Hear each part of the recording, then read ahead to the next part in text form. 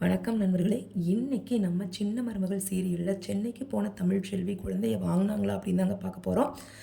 சென்னைக்கு போன தமிழ்ச்செல்வி கரெக்டாக அங்கே போய் சேதுவை அவரோட மீட்டிங் பாயிண்ட்லேயே மீட் பண்ணுறாங்க. அங்கே பார்த்த உடனே சேதுக்கு ஒரே ஆச்சரியமாக போகுதுங்க. பக்கத்தில் இருக்கிறவங்க அத்தனை பேருமே கேட்குறாரு, ஏன்னா அது ஒரு பப்ளிக் மீட்டிங், அதுவும் பொலிட்டிக்கல் மீட்டிங் இல்லைங்களா? எப்படி ஒரு பொண்ணு உள்ளே வரலாம் அப்படின்னு யோசிக்கிறாங்க, அவங்களுக்குள்ளேயே பேசிக்கிறாங்க. அது மட்டும் இல்லாமல் சேதுவுக்கு ஒரே ஆச்சரியங்க.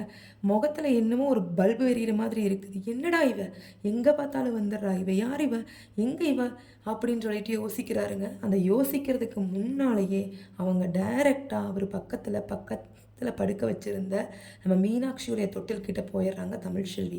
போன உடனேயுமே கேட்குறாங்க, வேறு எந்த கேள்வியுமே அவங்க கேட்கலைங்க. ஒரு ஐ கான்டாக்ட் கூட கிடையாது. டைரெக்டாக என்னோட குழந்தை எனக்கு வேணும், இந்த ஒரு வார்த்தையை மட்டும்தாங்க கேட்குறாங்க. சேது அப்படியே உறைஞ்சு போயிடுறாருங்க. ஒரு நிமிஷம் ஒரு நாள் நம்ம போகலை, உடனே இவன் சென்னைக்கு, அதுவும் இவ்வளவு சீக்கிரமாக நம்ம முன்னாடி வந்து நிற்பான்னு நம்ம கொஞ்சம் கூட எதிர்பார்க்கலையே அப்படின்னு அவர் யோசிக்கிறாருங்க. அதை அவர் ரிப்ளை பண்ணுறதுக்கு வரைக்கும் கூட தமிழ்ச்செல்வினால் வெயிட் பண்ண முடியலைங்க.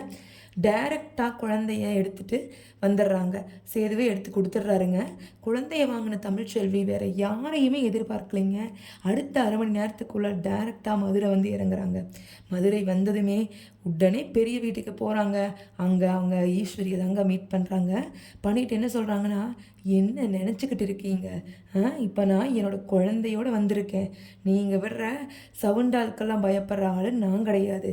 பார்த்தீங்களா, என்ன சொன்னீங்க, ஒரு குழந்தை கூட என்கிட்ட இருக்காதா? இப்போ அழகரையும் நான் தூக்கிட்டு தான் போக போகிறேன். பஞ்சாயத்து மீறி நான் பஞ்சாயத்துக்கு கட்டுப்படுறவ தான். உங்கள் வீட்டில் குழந்தை இருக்கணும் தான், ஆனால் அதை எடுத்துகிட்டு வரக்குன்னு ஒரு முறை இருக்குதுல்ல, அதை பண்ணிங்களா நீங்கள்? வீடு பூந்து சொல்லாமல் கொள்ளாமல் குழந்தைய எடுத்துகிட்டு வந்திருக்கீங்க. அதுவும் உங்களுக்கும் குழந்தைக்கும் என்ன சம்பந்தம்? நீங்கள் என்ன பெற்றவங்களா? யார் நீங்கள் முதல்ல எங்களுக்குள்ள அப்படின்னு கண்டபடி லெஃப்ட் அண்ட் ரைட் வாங்கி விடுறாங்க. ஈஸ்வரிக்கு ஒரே ஆச்சரியங்க. என்னடா இது, அரை மணி நேரத்துக்குள்ளே குழந்தை இவக்கிட்டையா? எப்படி இது சாத்தியமே இல்லையே அப்படின்னு யோசிக்கிறாங்க. பேயிரஞ்ச மாதிரி நிற்கிறாங்க ஈஸ்வரி. தமிழ்ச்செல்வி அதை யாரையும் எதிர்பார்க்கலைங்க. டைரெக்டாக பெரிய வீட்டுக்குள்ளே போய் அழகரையும் தூக்குறாங்க. என்ன சொன்னீங்க, ஒரு குழந்தை கூட என்கிட்ட இருக்காதா? இப்போ நான் பெற்ற 2 முத்துக்களும் என்கிட்ட தான் இருக்கும். என்ன பண்ண முடியும் உங்களால்?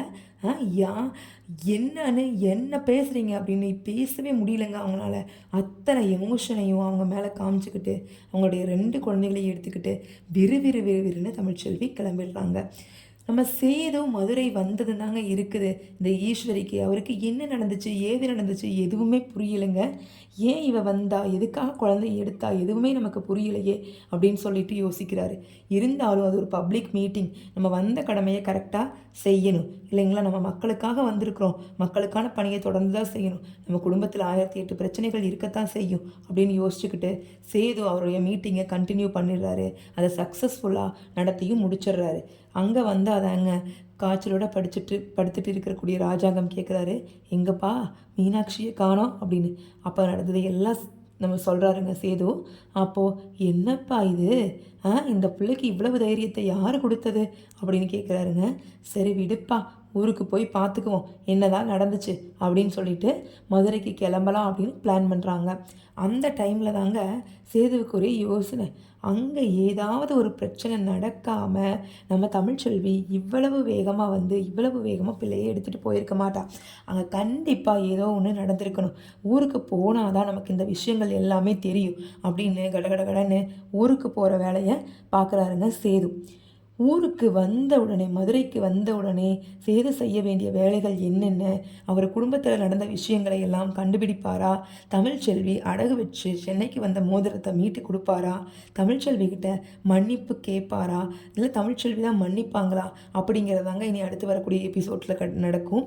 அது மட்டும் இல்லாமல் இந்த 2 குழந்தைங்களோடு இருக்கும்போது குழந்தைங்க பார்த்திங்கன்னா ஒருத்தங்கள் ரொம்ப ஒரு எமோஷ்னலாகவும் ஒரு பாண்டிங்காகவும் இருக்காங்க. ஏன்னா அவங்க 2 பேருமே ட்வின்ஸ் இல்லைங்களா? அவங்க அம்மா அப்பாவோட பிரச்சனைகள்னால ஒரு சில நேரங்களில் அவங்க 2 பேருமே பிரிஞ்சிருக்க வேண்டிய சூழ்நிலைகளாக இருக்குது. அப்படி இருக்கும்போது பெற்றவங்க செஞ்ச தப்புனால குழந்தைங்க படுது பாடு அப்படின்னு சொல்லுவாங்க இல்லைங்களா?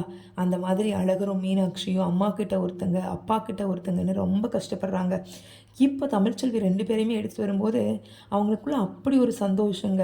அவங்களுடைய ஆக்டிவிட்டீஸ் எல்லாமே பார்த்தீங்கன்னா, ஒரு மாரி அ ஒரு மகிழ்ச்சியான தருணங்களா முடியுது. தமிழ்ச்செல்வியுமே மனசார அவங்க குழந்தைங்க கூட டைம வந்து ஸ்பெண்ட் பண்றாங்க.